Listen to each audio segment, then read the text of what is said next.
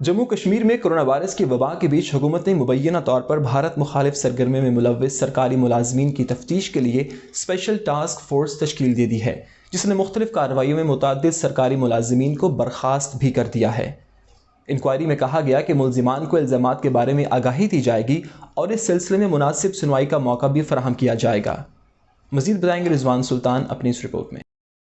جموں کشمیر میں پھیلی وبائی بیماری کورونا وائرس کے بیچ حکومت نے مبینہ طور بھارت مخالف سرگرمیوں میں ملوث سرکاری ملازمین کی تفتیش کے لیے 21 اپریل کو اسپیشل ٹاسک فورس تشکیل دیا۔ اس فورس کے قیام عمل میں آنے کے ایک ہفتے بعد ہی اس قانون کو زمین پر لاگو کرتے ہوئے 3 سرکاری ملازمین کو نوکری سے برطرف کیا گیا ہے۔ سب سے پہلے کپواڑہ کے ایک استاد ادریس جان اس قانون کا نشانہ بنے۔ محکمہ عمومی انتظامیہ کے کمشنر سیکریٹری کی جانب سے جاری ایک حکم نامے میں بتایا گیا ہے کہ لیفٹیننٹ گورنر نے اس کیس کے حقائق اور حالات پر غور کرنے اور دستیاب معلومات کی بنیاد پر government middle school Kralpora Kupwara کے استاد کی سرگرمیوں کے پیش نظر انہیں ملازمت سے برطرف کیا۔ حکم نامے میں مزید درج ہے کہ لیفٹیننٹ گورنر اس بات سے مطمئن ہے کہ آئین ہند کے آرٹیکل 311 کی ذیلی شق C2 کے تحت ریاست کی سلامتی کے مفاد میں تحقیقات کرنا مناسب نہیں ہے۔ اس کے 2 روز بعد ہی اسی قانون کے تحت LG انتظامیہ نے مزید 2 سرکاری ملازمین جن میں ایک اسسٹنٹ پروفیسر عبدالباری نائک اور پلوامہ سے نائب تحصیلدار نذیر احمد وانی کو ریاست کی سلامتی کے مفاد میں نوکری سے برطرف کر دیا ہے۔ کلگام سے تعلق رکھنے والے ادھمپور کالج میں تعینات اسسٹنٹ پروفیسر عبدالباری کو 7 مارچ کو غیر قانونی سرگرمیاں ایکٹ کے تحت 2018 کے کیس میں گرفتار کیا گیا تھا۔ ادھر سیاسی لیڈران کی جانب سے ملازمین کی برطرفی پر تنقید کی جا رہی ہے۔ پیپلز ڈیموکریٹک پارٹی صدر محبوبہ مفتی نے اپنے ایک فیس بک پوسٹ میں لکھا، وبائی بیماری کے بیچ بھارتی حکومت کو کشمیر میں ملازمین کو برطرف کرنے کے بجائے زندگیاں بچانے پر توجہ دینی چاہیے۔ اس میں حیرت کی بات نہیں کہ اس کی غلط ترجیحات نے ہندوستان کو شمشان گھاٹوں اور قبرستان میں تبدیل کر دیا ہے۔ اپنی پارٹی صدر سید الطاف بخاری نے اس فیصلے کو بدقسمتی قرار دے کر کہا کہ ایسا لگتا ہے کہ سسٹم کے اندر موجود کچھ عناصر نے LG انتظامیہ کو اس طرح کے حساس موضوع پر گمراہ کیا ہے۔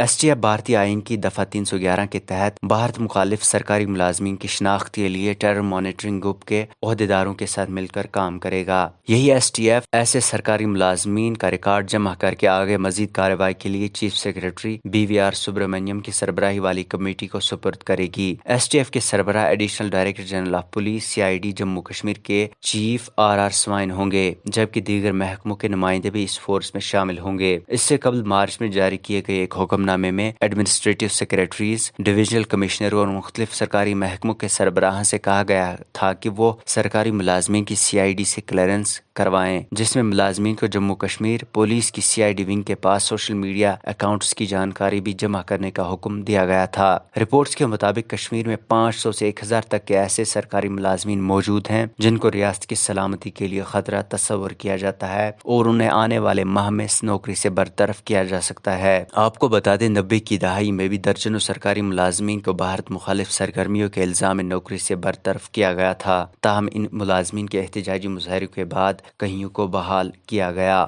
2016 میں محبوبہ مفتی کی حکومت نے 100 سے زائد ملازمین کو برخاست کیا تھا، تاہم ہائی کورٹ نے اس فیصلے کو منسوخ کیا اور انہیں دوبارہ بحال کیا گیا۔ سری نگر سے CNI کے لیے رضوان سلطان۔